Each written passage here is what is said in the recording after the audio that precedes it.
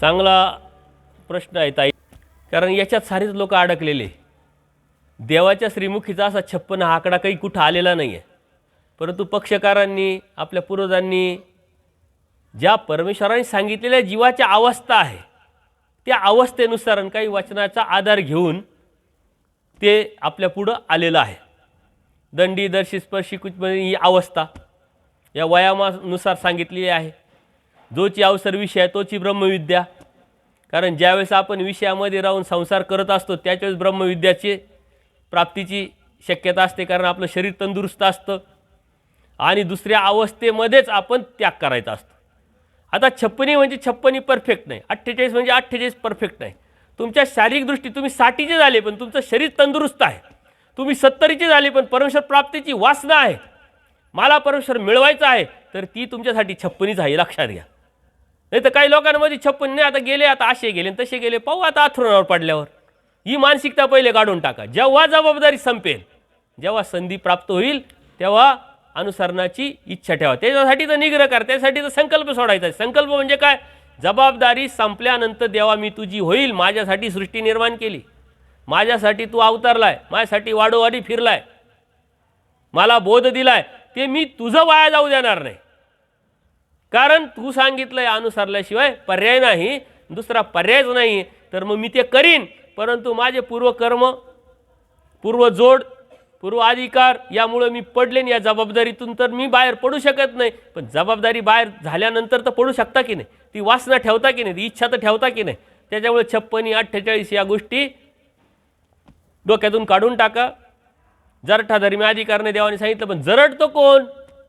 ज्याला परमेश्वर प्राप्तीची वासना मेली तो जरट.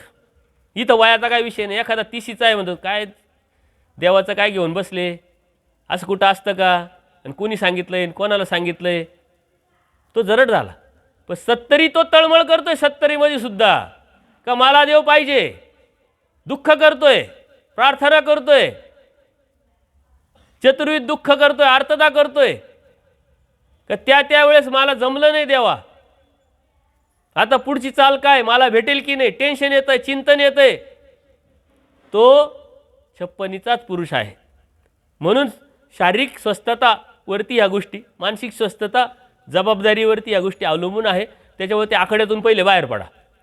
आखाड्यातून बाहेर पडले का मग तुम्ही नियोजनाला सुरुवात कराल, आणि जेव्हा आटोपलं तेव्हा निघायची. पण ती निघण्याची हिंमत कधी येईल? जेव्हा आज तुम्ही शास्त्र अभ्यासाल. जोची अवसर विषया तोची ब्रह्मविद्या. पहिली देवाने सांगितलंय, बोधाची आणि प्राप्तीची कड माझी, आद्यंती दैवे मध्य पुरुष. मधला कड जीवाचा, तो आचरणाचा, अनुसरणाचा, त्यागाचा. परमेश्वर काय म्हटलं, येत आधीन होई जे म्हणितले ते कीजे.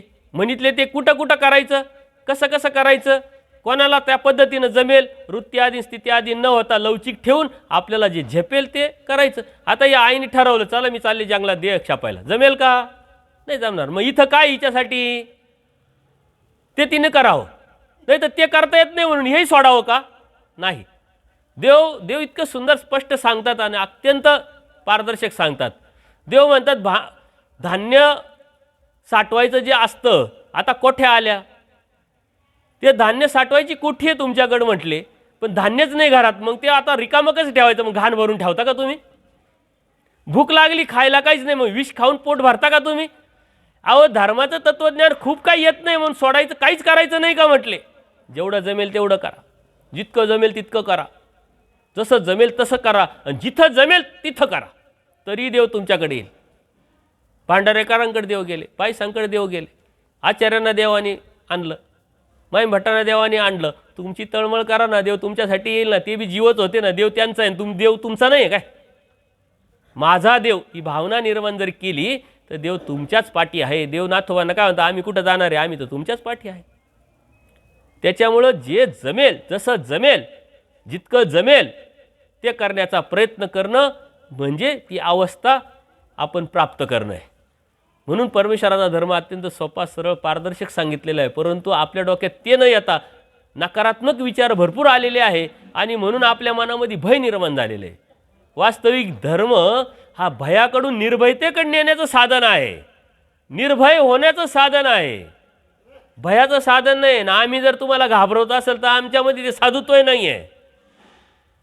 असं करू नका, तसं करू नका, इकडे जाऊ नका, ते करू नका, दोष लागेल, हे करल, ते तुमचं भूत आहे आम्ही घातलेले डोक्यात, ते पहिले तुम्हीच काढून टाका. म्हणून यूट्यूबवरती सत्संग आहे अभ्यासक्रमानुसार, आणि हे जे भूत आहे ना यावरती सत्संग घेतलेले, दोष, कर्म, नरक, याच्यावरती सत्संग घेतलेले, अनुसरण, अंतर्दीक्षा, असे विषय घेऊन सत्संग घेतलेले, त्याचं सारं मोकळं विवेचन केलेलं आहे, छोटे छोटे उदाहरणं देऊन केलेले, तुमच्या डोक्यातून क्लिअर होऊन जाईल ती गोष्ट. त्याला प्रमाणं दिलेले, देवांच्या श्रीमुखीचं तेच दिलेलं आहे, तेच सांगितलेलं आहे. त्याच्यामुळे अभ्यासाला वेळ कधीच गेलेली नसते. अभ्यासाला सुरुवात करा, दिवसभरात तुम्ही 11 तास काम करा, कोणी मना करत नाही तुम्हाला, पण 1 तास तुम्ही तुमच्यासाठी राखीव ठेवणं म्हणजे धार्मिकता. सत्संग ऐका, वाचन करा, नोट काढा, तुमच्या डोक्यातला जो कचरा असेल, मनात जे असेल, एक वही काढा, त्याच्यावर नोट लिहून ठेवा. एखाद्या बाईने मला काहीतरी बोललं, कार्यक्रमात भेटली, माझ्याशी बोललीच नाही, तिच्याविषयी काय वाटतंय, शिव्या देवाशा वाटतंय, वहीत शिव्या लिहून ठेवा, काही अडचण नाही. कारण डोक्यातला उतरावं, पहिले डोक्यातला कचरा बाहेर काढा. तिला असं असं बोलावंसं वाटलं, लिहून काढा. कानाखाली वाजवाशी वाटली, लिहून काढा. थोडी समज निर्माण झाली का त्या वया वाचा, तुम्हाला तुमचा हसू येईल. अरे काय बालिशपणा आहे माझा, माझ्या देवानी काय सांगितलंय, मी काय मनात आणलंय, लिहून काढा, डोक्यातलं काढा, पण डोक्यात काहीच ठेवू नका. कारण अनेक सामायत येत अनंत न सामाय, अनंत सामायत येत अनेक न सामाय, अनंत तो अनंत की. जर डोक्यात असा कचरा असेल तर देवच येणार नाही. म्हणून देव डोक्यात येण्यासाठी डोक्याला रिकामं ठेवायचं आहे, तर त्या रिकाम्या डोक्यामध्ये जो जो कचरा आहे तो कड तर काढावा लागेल ना. कुठं काढणार मग?